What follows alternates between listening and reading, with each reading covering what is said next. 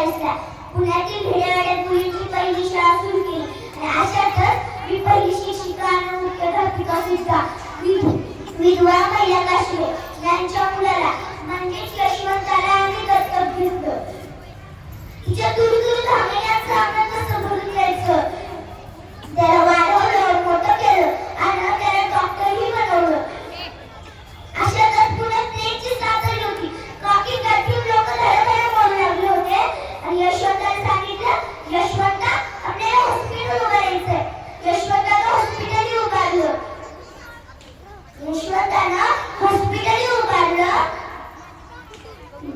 आणि अशातच आपल्या शाळा झाल्या.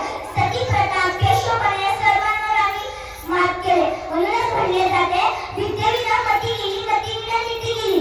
विद्येविना मती गेली, मतीविना नीती गेली. नीतीविना गती गेली, गतीविना शुद्ध खचली. आणि एवढा अनंत एका विद्येने गेला. म्हणूनच म्हणतात, एक मुलगा शिकला ना तर तो एकटाच शहाणा होतो. कारण एक मुलगा शिकला ना तर तो एकटाच शहाणा होतो.